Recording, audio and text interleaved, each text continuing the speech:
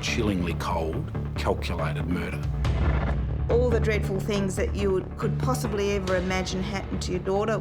Sorry, goodbye. My instinct, she was dead that night. Are you prepared to answer those questions? No.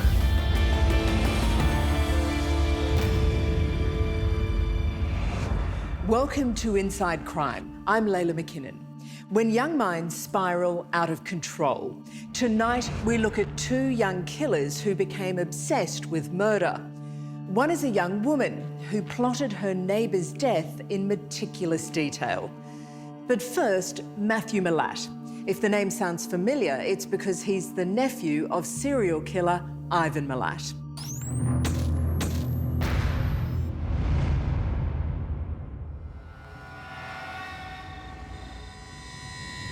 It was deliberate and premeditated, a thrill kill. They wanted to kill someone, they didn't care who. A callous murder carried out by two teenagers. The executioner, a young man who wanted the world to know who he was. Matthew Milat, the nephew of serial killer Ivan Milat. Matthew, you're going to be charged with the murder of David Octolani. Do you understand that? Yeah.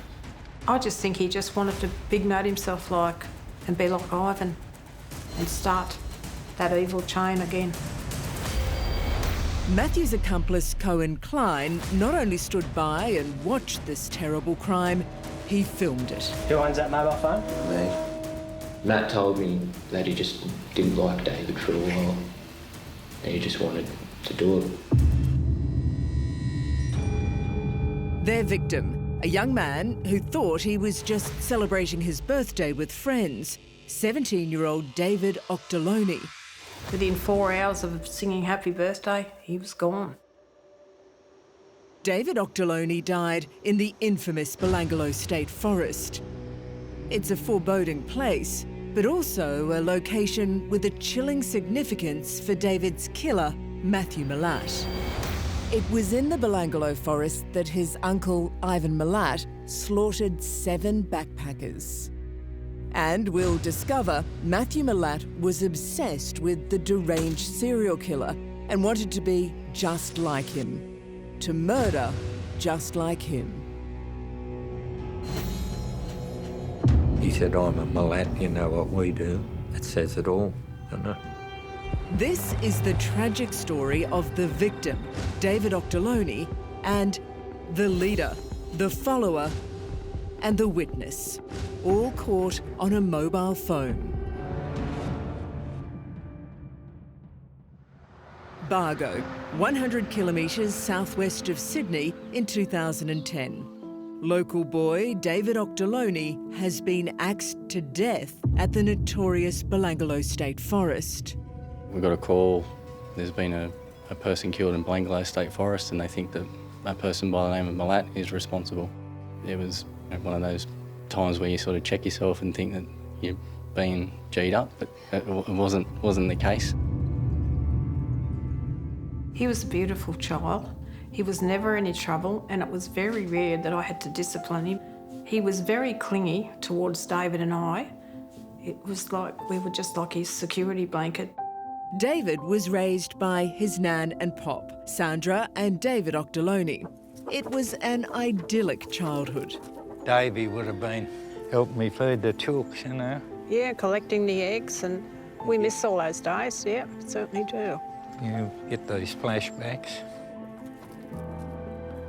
He used to get out with his grandfather, and his grandfather would have him on the horse or out with the chickens or riding a bike. If I was welding something together, I'd show him and give him a play with it so that later on in life that might help him choose his path. David was a shy kid who drew homemade cards on Mother's Day. Well, he was only 8 years old, and he even went out in my garden and he pinched some of my flowers and he wrapped them up, gave me the card, and he said, Happy Nana's Day. And I'll treasure that for the rest of my life. As he grew up, David became more outgoing and grew into a popular teenager. Sometimes I'd have 8 here, and I'd be feeding them. They were all good kids, you know. So he was well known by all the kids and well liked. And then when he got to his teenage years, he, like we all do, want to spread our wings a little bit and want to hold him back, but we used to remind him, say, look, choose your friend. Matthew Malat was one of those friends. When he was a little boy, he used to come here and he'd play with David. Matthew was a sort of a loner kid. Growing up in Bargo, Matthew Malat actually went by his stepfather's surname, Muleman. But from a very young age, he had a growing fixation with his uncle, the serial killer, Ivan Malat. Then, at age 14, he changed his name and officially became a Malat. But it wasn't just in name, he was also on the same evil path to infamy. Matthew Malat left school, left Bargo, fathered a baby and found some work in Newcastle. But before long, the aimless 17-year-old was back in town, ready to bring even greater shame to the Malat name. And he goes, you know who I am? I said, I'm sorry, but I don't. He said, you know who I am? And I looked at him and I said, oh, you're Matthew Muleman. And he goes, I am not Muleman, my name is Malat. And I go, since when? And then he started to laugh and he had a really evil laugh. And I just said to David, there's something wrong with that kid. How about you distance yourself away from him? I think he wanted to emulate his great uncle and I think he wanted to be bigger and better. He had a mission. On the 20th of November 2010, David Octoloni turned 17. While David was celebrating his birthday at his grandparents' place, Matthew Malat was plotting a terrible crime. He wanted to kill someone, and that someone was David Octoloni. To do that, Matthew Malat chose a double-edged axe. And now, ready for the kill, he arranged to meet David in town. Oh, he said, it's Matthew. He wants me to come over. We're going to go and have a party, a few beers for me birthday. So David headed into town to celebrate with his mates. And I said, now have a good birthday. And I said, you promise you'll ring me? He goes, yeah. And he said, okay, Nan, I'll see you. And he smiled and that was it. But little did I know, Malat was waiting for him. David caught up with his mates on the main drag of Bargo, where they would drink and smoke pot. But on this night, Matthew had other plans. He suggested that they go down to Belangolo State Forest, the infamous place where his uncle, the serial killer Ivan Malat, murdered and buried his victims. In the car were Matthew Malat, his accomplice Cohen Klein, David and Chase Day. Chase Day knew nothing of the murderous plan. He told police he thought they were just going out to party. David, he got a bit fishy about it, and it seemed legit that we were just going there to have a good time and nothing was going to happen. Matt was calm, didn't seem angry or anything. I asked him why Belangolo Forest, and he's like, oh, it's his birthday, let's go and celebrate.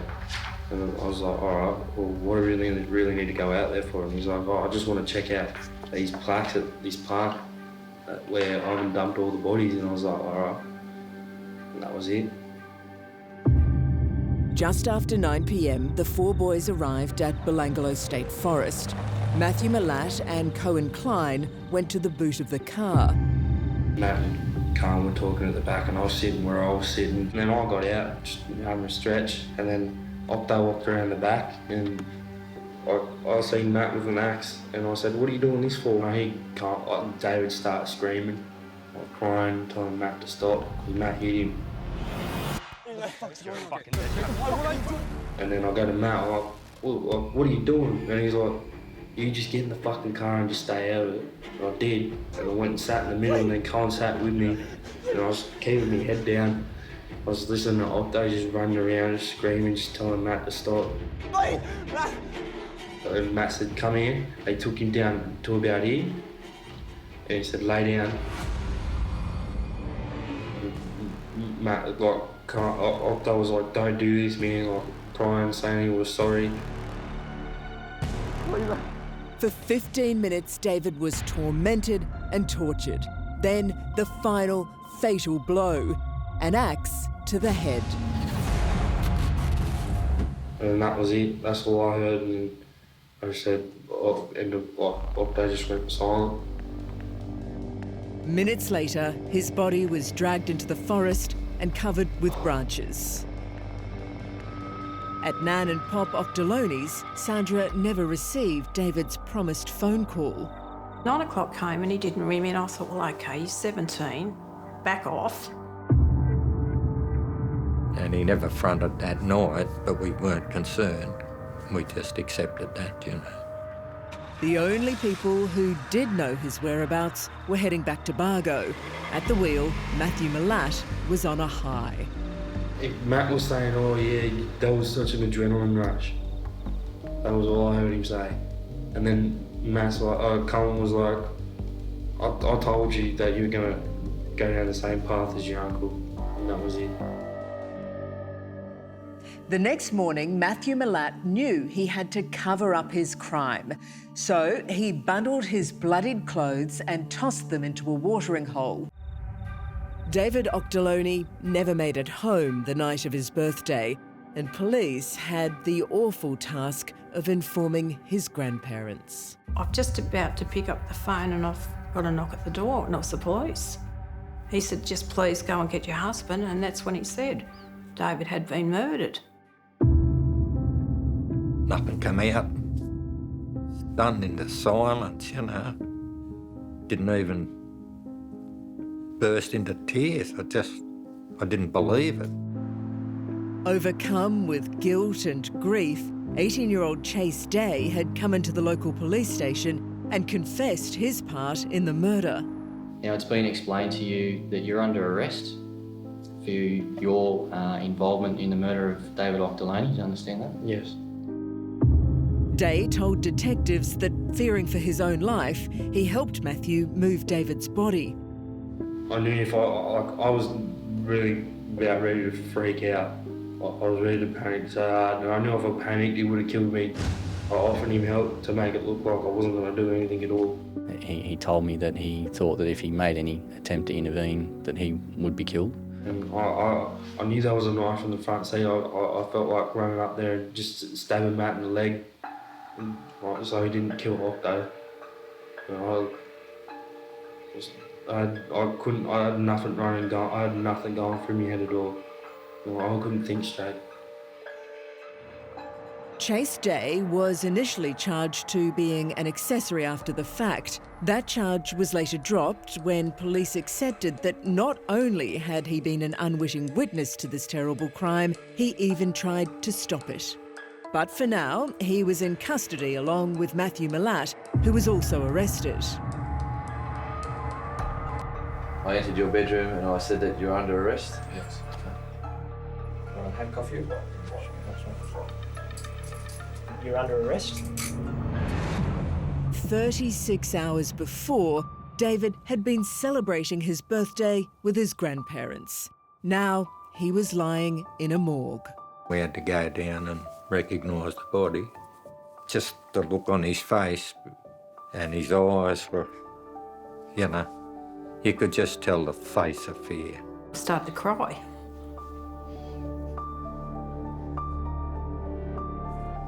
"17-year-old Matthew Malat showed no emotion. He was less than forthcoming with police, and his grandfather, William Malat, brother of Ivan, gave him support during the interview. Do you agree that I asked you where the clothes were that you were wearing on Saturday night? Just don't answer that, Matt. Okay. What I'm trying to do here is just to corroborate what happened earlier this morning and the questions that I had asked him this morning. Yeah. Is it the case that you're not going to answer those questions about what happened? Yes. Now, what I would like to do, Matthew, is interview you about the murder of David Octolani. Do you understand that? Yes. Now, I want to ask you some questions about that. Are you prepared to answer those questions? No. Matthew Milat was charged with David Octoloni's murder. He refused to answer any questions throughout the entire investigation, but detectives already had enough evidence to prove his guilt. The shoes he wore that night had David's blood on them. Milat's murder weapon, the double-edged axe, was found in the waterhole where Milat had dumped it after a bushwalker had found his wallet nearby. But it was the mobile phone seized at Cohen Klein's house that proved the most significant and the most alarming of all the evidence. Who owns that mobile phone? Me. Is that the only mobile phone you have? Yeah. It was this admission that would later seal Klein's fate. I was going to come into the police station this morning, but he got to me before I could get up and come to use. At the police station, Klein claimed he was just an innocent bystander. Had you spoken to Matt about harming David in any way? No, I couldn't do that, especially to a mate. But police knew that was a blatant lie. When you were down in the Blangulo State Forest, did you have your mobile phone with you? Yeah. I was just sitting in the car. Mm. And did you use your mobile phone at all while you were there that night? So did you attempt at any time to contact emergency services or anything? No. Cohen Klein never thought to use his mobile phone to call police because he was busy using it to film the murder. Every single moment of David's 15 minutes of hell was recorded. When the technical police were able to recover that file, we were able to hear the offence in all of its horrific detail. That included conversations between Klein and Milat just prior to Octoloni being hit with the axe. You have to be ready if he gets away. Yeah, that's right. And it was abundantly clear from those conversations that Klein had knowledge of the offence prior to it occurring. Can you feel the adrenaline? It's George fucking.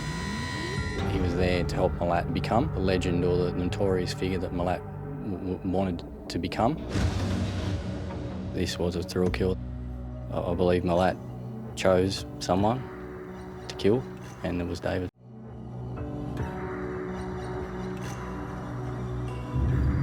The two teens, Cohen Klein and Matthew Milat, were now facing murder charges. Matthew, you're going to be charged with the murder of David Octolani. Do you understand that? Yeah. Confronted with the damning evidence of the mobile phone, both Cohen Klein and Matthew Milat pleaded guilty to the murder of David Octoloni. But before the judge handed down the sentences, Milat passed her a note saying he was sorry. I have known and been friends with David and his family for years, and pray that this is a bad dream. Sincerely, Matthew S. Milat. It was a terrible lie, because while in custody, he'd also been penning a series of poems gloating about the murder. Hear the crunch of leaves and feet, feel your heart skip a beat.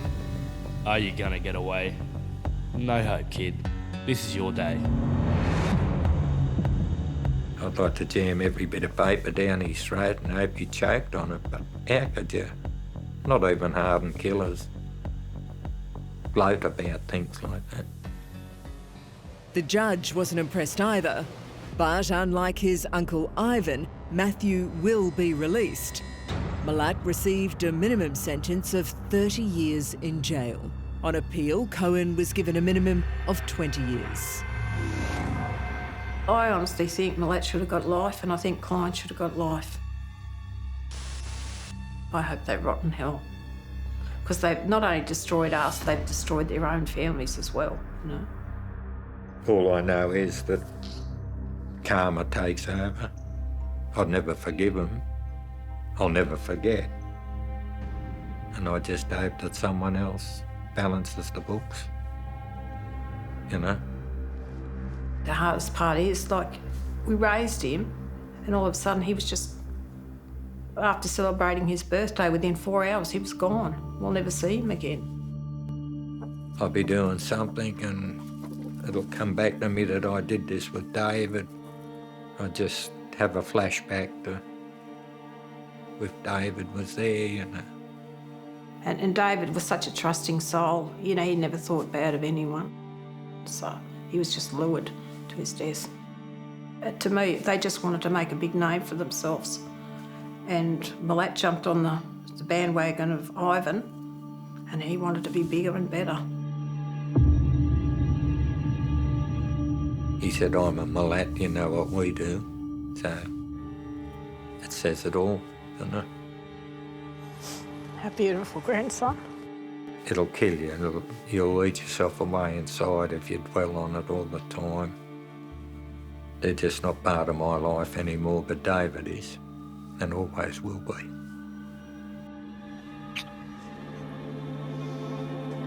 Okay.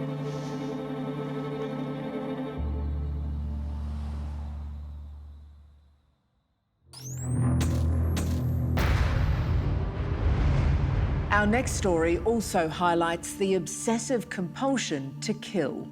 Caroline Reed Robertson was so infatuated with her talented and beautiful neighbour that she maliciously took her life, a murder she'd been plotting for years. Fatal obsession. This is, without doubt, one of the most bizarre homicides that I have worked on. The girl next door, her jealous neighbour, the bizarre teenage fantasy. To actually want to kill the role model and replace them, I mean, that's going really a long way. That turned deadly. Rachel wasn't perfect, but Caroline thought she was.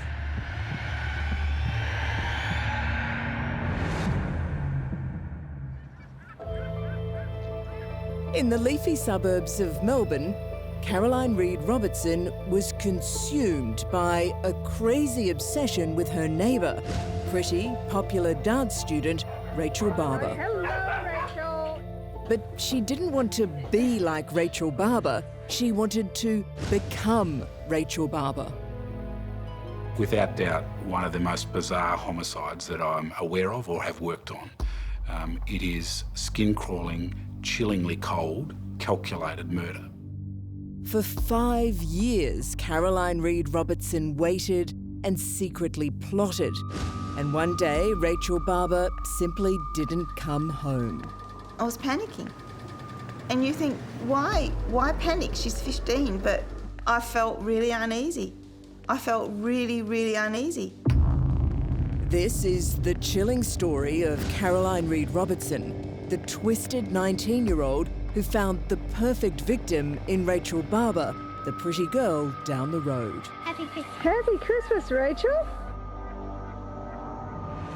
Caroline Reed Robertson and Rachel Barber lived on the same street in Mont Albert, a comfortable middle-class suburb of Melbourne, Victoria. That's where the similarities ended. Caroline's home life was deeply unhappy. The parents were heading for a breakup. She was shy, reclusive, moody. On the face of it, Caroline was fine.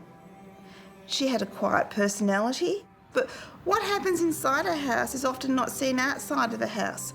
Rachel Barber was the exact opposite. 4 years younger than Caroline, her home was full of love and joy. And she was happy, outgoing, athletic. Ballet was always her first passion, and Rachel would come home at the end of the day and our whole house would be dismantled, and she'd get all her dress-ups out and she would just improvise, and there would be full-on performances. Although they lived just 100 metres apart, Rachel Barber and Caroline Reed Robertson had little to do with each other. But when Rachel was 10, Caroline came over to babysit. Even then, she was already fascinated by her young neighbour. Over the next 5 years, this fascination with Rachel festered inside the troubled Caroline Reed Robertson. And it soon became a fatal obsession. I think that Caroline was very unhappy with herself. She didn't like the way she looked. She did want to take on that persona of someone that was happy, that was beautiful, that was popular, like Rachel was, and try and live that life.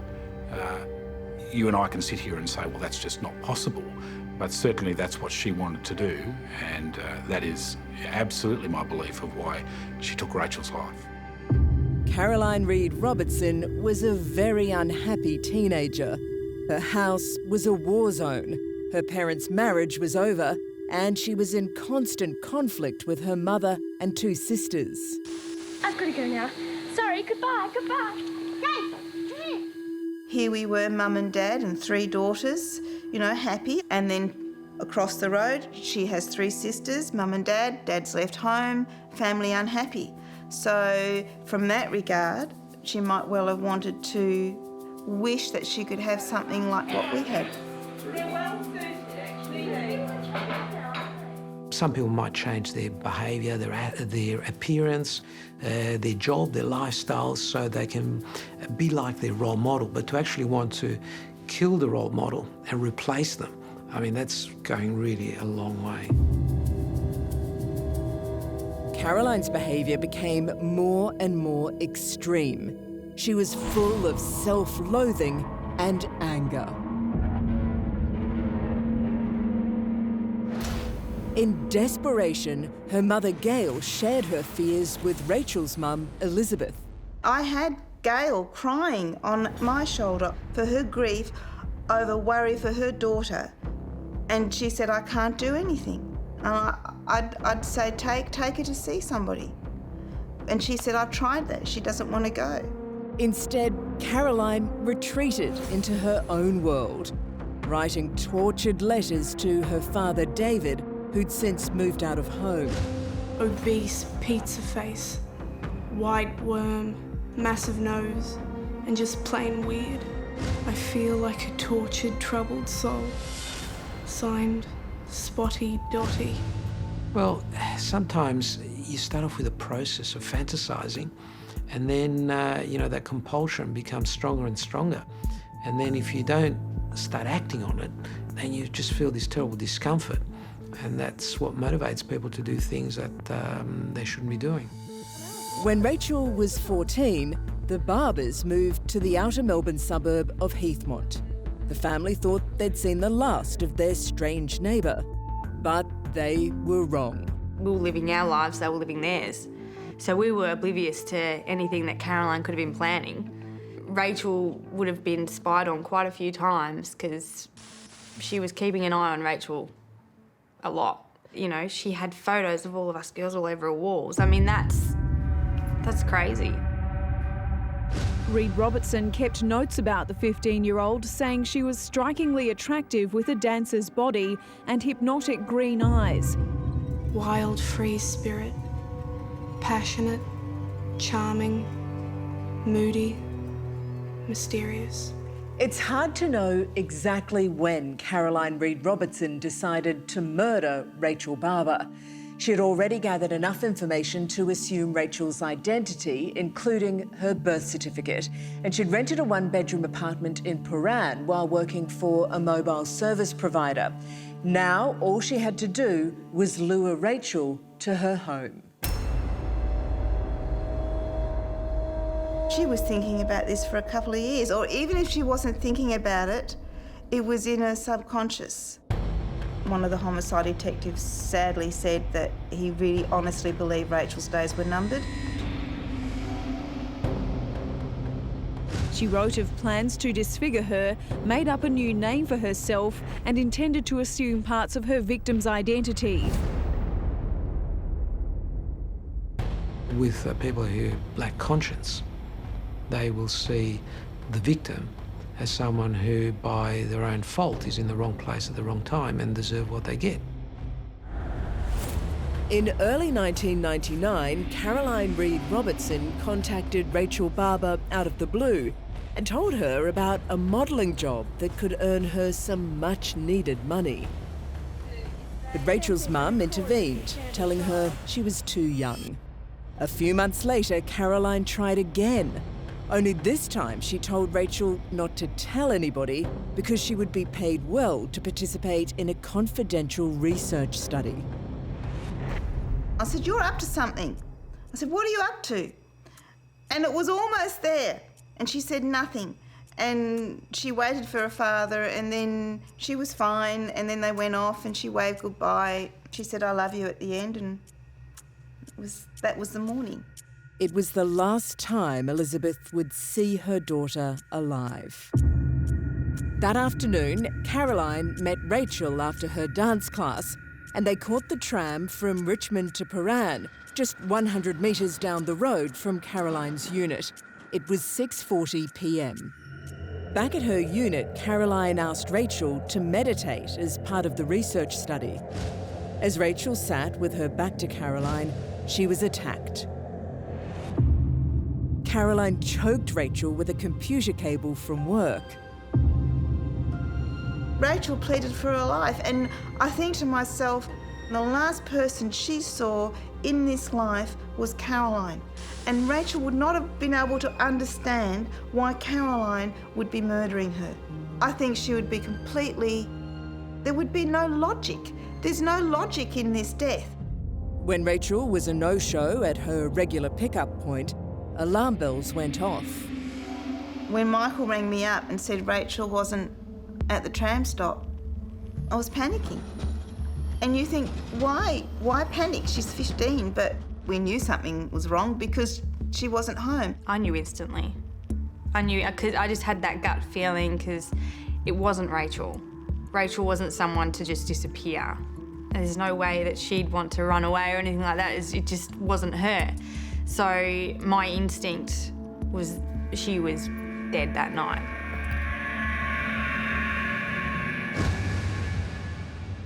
Rachel Barber is missing, and with each passing minute, her family's fears for her safety grow. We want Rachel back. She's missed. We love her. Didn't see Mum and Dad much at all because they were always out on the road, in the city, putting up posters. I felt really uneasy. It was very unusual for her to do this. We have grave concerns for her welfare at this point in time. Rachel told her boyfriend she was doing a job that would earn a lot of money. Rachel's disappearance was big news. She's a kid that will not go with anyone she doesn't trust. And soon police had a breakthrough. A witness had seen her and another girl getting off the tram in Paran. Really critical information. And the girl who had this sighting was someone that knew Rachel, that had been to the same school as Rachel. With a reliable sighting, police set about finding a link with Paran. And they soon discovered it. The night before she disappeared, Rachel took 2 calls from a Paran phone number. It was Caroline Reed Robertson's number. Rachel spoke on the phone with the defendant the night before her disappearance and was seen getting off a tram near Robertson's home on the day she vanished. At that point, very cruelly so, Michael actually believed that she was alive. And he thought for whatever reason, Rachel was with Caroline, but the important thing would be that she would be alive, that she hadn't been kidnapped, that she hadn't been raped. All the dreadful things that you could possibly ever imagine happened to your daughter. When police visited Caroline's unit, there was no answer. Inside, they found her semi-conscious on the floor. Somehow their arrival had triggered an epileptic fit. But there was no sign of Rachel. Caroline Reed Robertson was brought to the Alfred Hospital, and a few hours later, police were able to speak to her. What she told them in an unemotional, almost matter-of-fact way, shocked them to the core. I asked her where Rachel was, and she responded to me that Rachel was dead. A detective investigating her disappearance said Robertson admitted the crime. She allegedly told him, "She's dead, I killed her, it was an accident." And I said, "You know, are you sure she's dead?" And she said, "Yes, I've buried her." And I said, "Listen, are you sure? Are you sure that she's dead? Is there no way we can help her?" and she told me that she'd buried Rachel on a family country property near where she'd buried other pets. After arresting Caroline Reed Robertson for the murder of Rachel Barber, detectives searched Caroline's family farm at Kilmore, 70 kilometres northeast of Melbourne. Police found notebooks at Robertson's flat detailing intentions to kill the teenager. The notes refer to plans to drug Rachel, disfigure her body and place it in an army bag. They also explain a plot to give her pizza laced with a powder causing drowsiness and place a toxic cloth over her mouth. Caroline clearly planned this out. This was a premeditated murder. Well, it's not spur of the moment, and it's certainly not passion. The next morning, detectives searched Caroline's family farm at Kilmore, 70 kilometres northeast of Melbourne. Here, they found Rachel's badly decomposed remains in a shallow grave, just where Caroline told them they'd be. Neil sat in front of us and he said, "There's no other way of saying this. Rachel's been murdered." We're all very calm. And I kept thinking, why couldn't Rachel have done something? Why couldn't she have thrown a chair through a window? Couldn't she have done something? She'd been strangled with insulating cable and had taken an antihistamine which impaired alertness. I did ask them who did it and they told me it was Caroline. I was shocked but not surprised really in any way. From here on, police struggled to get any more information out of Caroline. She was vague, unresponsive, evasive. It's unbelievable that she would not recall what had occurred or know that she was involved in the murder of Rachel. Caroline's very cold, very matter of fact, but just very cold. There's no emotion there whatsoever. Calculating. Despite Caroline's almost total lack of recall, the case against her was overwhelming. There was her meticulous murder plan, her obsessive diary entries about Rachel, the fact that Rachel was strangled with a computer cord from Caroline's work. What's more, Rachel's remains were buried on Caroline's family farm. And then, of course, there was her confession. Caroline Reed Robertson was charged with Rachel Barber's murder. I've never come across another one of those. I'm not saying that they don't exist, but they are so rare out there. Very strange. Caroline Reed Robertson's court appearance was a deeply emotional experience for Rachel's family. I have seen a photo of that noose. I know it could have been let go right at the very end when she said Rachel was pleading, "Please, please don't." Bizarrely, after confessing to police, Caroline decided to fight the murder charge. Then, at the 11th hour, she pleaded guilty, denying Rachel's loved ones a trial and the answers they so desperately wanted. Maybe in prison this is where she'll get the special help that she needs, but it doesn't take away the tragedy that she's destroyed a beautiful life. This unusual case in which a young woman killed a teenage friend out of jealousy stumped even a seasoned Supreme Court judge. Justice Frank Vincent admitted sentencing Caroline Reed Robertson was difficult, but after thinking deeply about it, he decided to send her to jail for 20 years, with parole eligibility after 14 and a half. In his sentencing, Justice Frank Vincent said this was a difficult task because everyone had lost. But ultimately, no one had lost as much as Rachel Barber, from whom he said Caroline Reed Robertson took everything. Nothing is ever going to bring Rachel back, and it doesn't mean that I'm not angry, but I think sometimes you can be angry but be philosophical about it. Hello, Rachel. Doesn't she look elegant? It's now more than 15 years since Rachel Barber was murdered. The terrible thoughts of her final moments never really fade, but there are so many more happy memories, and that's what her mum tries to remember. When Rachel was murdered, her life couldn't have been better. And she was at a point where she totally believed in herself, that she was doing her dancing and everything was going to be right for her. I've got to go now. Sorry, goodbye, goodbye.